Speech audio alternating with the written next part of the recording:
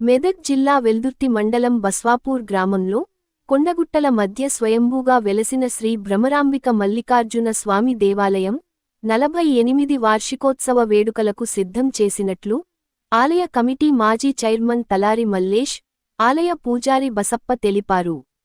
బుధవారం ఆయన మీడియాతో మాట్లాడుతూ, ఈ నెల 26 నుండి 28 వరకు 3 రోజులపాటు వార్షికోత్సవ వేడుకలు నిర్వహిస్తామని, 3 రోజులపాటు నిర్వహించనున్న వార్షికోత్సవ వేడుకల్లో ప్రత్యేక కార్యక్రమాలు పూజలు నిర్వహిస్తామని, పెద్ద ఎత్తున భక్తులు హాజరు కావాలని పిలుపునిచ్చారు. శ్రీ శ్రీ భ్రమరాంబ సహిత మల్లికార్జున స్వామి దేవస్థానం క్షేత్రం బస్వాపూర్, కుకునూర్ మండల్, వెల్దుర్తి జిల్లా, మెదక్. ఈ బస్వాపూర్లో ఇది తెలంగాణ కాశీగా ప్రసిద్ధిగాంచిన భ్రమరాంబ సహిత మల్లికార్జున స్వామి దేవస్థానము. ఈ దేవస్థానము చాలా పురాతనమైనది. ఇది 9వ శతాబ్దంలో స్థాపించబడిన లింగము. 11వ శతాబ్దంలో పుట్టిలింగం అనేది పుట్టుక వచ్చిన లింగము, స్వయంభు లింగము. ఇక్కడ అప్పుడు యోగులు తపస్సు చేస్తూ ఈ స్వయంభు లింగము ప్రత్యక్షమైంది. కావున ఇక్కడ ఈ దక్షిణ దిశకు పెద్ద గుట్టతో ఉంటుంది. అదే ఈశాన్యంలో కోనేరు ఉంటుంది. ఇక్కడ ఎవరికి కానీ బాగలేనప్పుడు కోనేరులో స్నానం చేసి దర్శనం చేసుకున్నట్టయితే అందరికీ అనుకూలమైన కోరికలు నెరవేరుతాయి. అదేవిధంగా ఈ ప్రతి సంవత్సరము వార్షికోత్సవం జరుగుతుంది.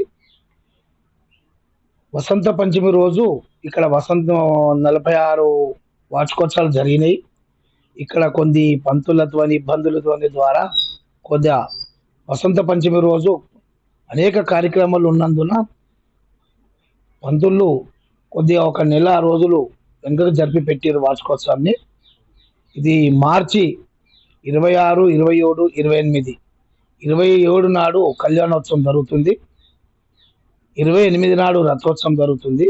కావున భక్తులందరూ ఈ కళ్యాణకు వచ్చి చూసి తీర్థప్రసాదాలు స్వీకరించగలరు. ఏ కోరిక ఉన్నా భక్తులు వచ్చి ఇక్కడ కోరినట్టయితే నెరవేరుతున్నాయని నమ్మకము ప్రజల్లో ఉంది. ఇది చాలా పురాతనమైన టెంపుల్. అప్పుడు కానీ ఇక్కడ అన్నదానము 3 రోజులు నిత్యాన్నదానం జరుగుతుంది. ప్రతి సోమవారం రోజు అన్నదానం జరుగుతుంది. ప్రతి అమావాస్య, పౌర్ణమి రోజు అఖండ భజనలు, అన్నదాన కార్యక్రమాలు జరుగును.